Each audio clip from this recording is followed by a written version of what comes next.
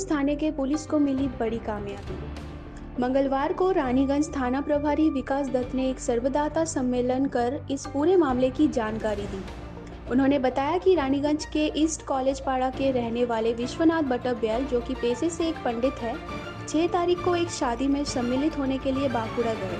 जब 7 तारीख को घर वापस लौटे तो देखा कि उनके घर के मंदिर में मां काली के गहने और 70,000 रुपए नगद चोरी हो गए थे। उन्होंने इसकी जानकारी रानीगंज थाने की पुलिस को दी।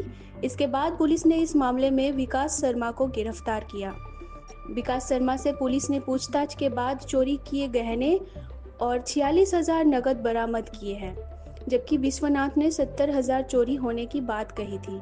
पुलिस ने एक दिन के अंदर ही आरोपी के साथ चोरी किए हुए गहने और नगद रुपए बरामद कर लिए। বটব্যাল বলে একজন ভদ্রলোক আছেন, উনি পুজো আজা করেন আর কি বেশি।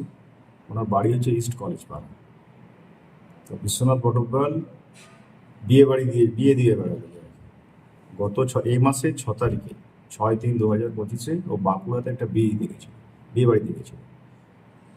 আর বিয়ে বাড়িতে যাওয়ার পরে 7 তারিখ যখন ফিরছে তখন দেখছে ওর মানে বাড়ি সংলগ্ন যে ঠাকুর মন্দির, মা কালীর মন্দির, সেই মন্দির থেকে যা যা জিনিসপত্র গয়নাগাটি যা ছিল মায়ের সব হওয়া মানে নেই, সেখান থেকে চোরেরা চুরি করে নিয়ে চলে গেছে। এবং তার সাথে সাথে এই টাকা পয়সা ও বলেছিল যে 70,000 টাকা আমার ওখান থেকে নিয়ে চলে গেছে। মন্দির সংলগ্ন মন্দিরের যে ড্রয়ার ছিল তো সেখান থেকে নিয়ে চলে গেছে, রাখা ছিল। তো তারপরে খোঁজ খবর করে আমরা বুঝতে পারি যে ওই দিনেই পরের দিনই আমরা 6 তারিখ 7 তারিখে আমাদের কমপ্লেনটা জানাই, ঠিক আছে। 7 তারিখ কমপ্লেন জানার পরে আমরা খোঁজ খবর লাগাই, পুরনো ক্রিমিনালদের খোঁজ খবর করতে করতে দেখা যায় যে ওই এলাকায় কারা আছে। কারণ জানলো কি করে যে ওই তারিখে 6 তারিখেও বাড়ি চলে গেছে, তার নিশ্চয়ই জানা ছেলে হবে যে 6 তারিখে বাড়িতে নেইও। তো খোঁজ নিয়ে তারপরে একদম কনফার্ম হয়ে আমরা এই বিকাশ মিশ্রকে ধরি।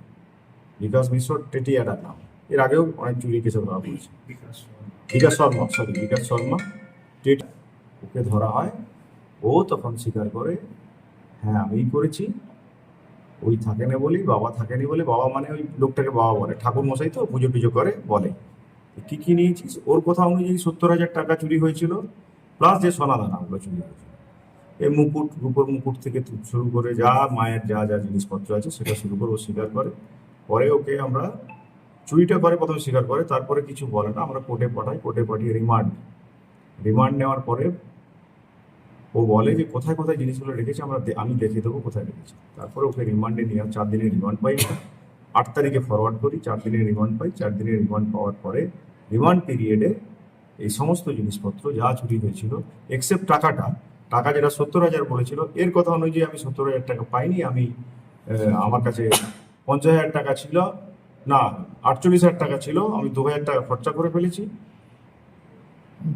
বাকি 46,000 টাকা ওর কাছ থেকে উদ্ধার হয়েছে। কিন্তু উনি বলেছেন 70,000 টাকা আমার চুরি গেছে। সেই টাকা পয়সা এগুলো আছে, রিকভারি হওয়ার পরে ওর প্রোডাকশনের ডেট আছে কালকে, ওই কালকে কোর্টে করেছে।